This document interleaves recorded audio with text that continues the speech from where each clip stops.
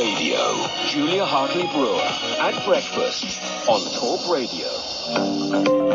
Good morning to you. This is Talk Radio Breakfast with me, Julia Hartley-Brewer. Thank you very much indeed for your company. Right, let's turn our attention to what's happening in the United States. The Trump impeachment trial is happening in the Senate, and yesterday we had the wrapping up of the first 2 days of the prosecution case being put. We saw that video being shown, some previously unseen footage of just how absolutely terrifying it was when the Capitol building was stormed on January the 6th by Trump supporters. The claim being that he incited insurrection by sending those people to the Capitol building. Well, today we're going to hear the start of the defence. So what is the defence? Well, Errol Moorcock is a spokesman for Republicans overseas and joins us now. Good morning to you, Errol.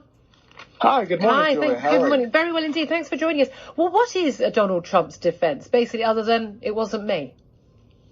Yeah, so Donald Trump's defense is essentially one of the most optical and obvious defenses. You have 67 votes required to convict him. The House managers have not proved their case in the sense that Donald Trump is supposed to have committed a high crime and misdemeanor. They have an allegedly incitement charge, and yet they have not come remotely close to demonstrating that the law has been violated as constitutional incitement. And you have Donald Trump on record saying peaceful march and peaceful protest.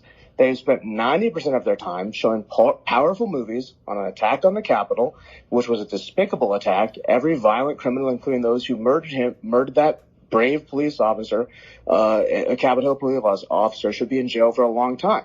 However, his defense and everything around him is that they have not proved that Trump's speech was legally incitement. And that's the main problem. This is the thing. The Democrats are saying, look, if this isn't an impeachable crime, then what is?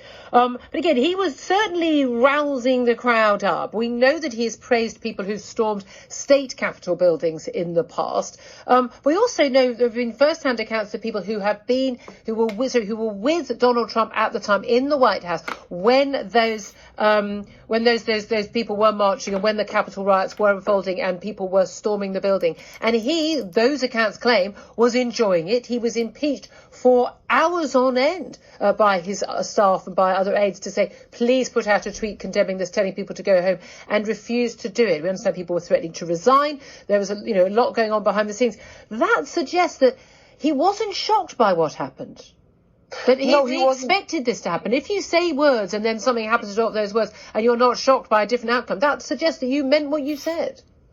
I will concede that both Donald Trump and 63% of the Republican Party who said, and this isn't our view or the review of Republicans overseas, they saw what happened and they were not repulsed because you saw him on record saying a peaceful march, a peaceful protest, things that Julian Castro and other of the impeachment managers failed to yield.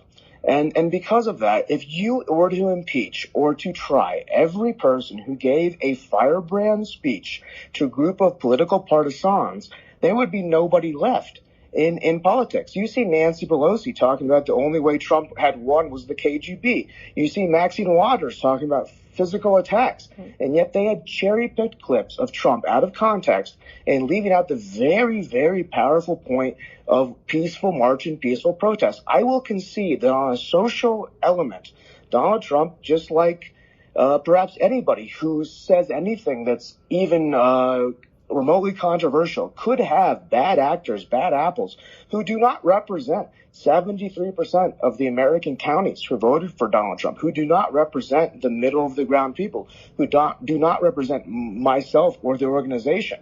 Now, did things get away from Donald Trump? Is Donald Trump a populist president who perhaps takes umbrage with things that people whose entire careers are based on politics don't?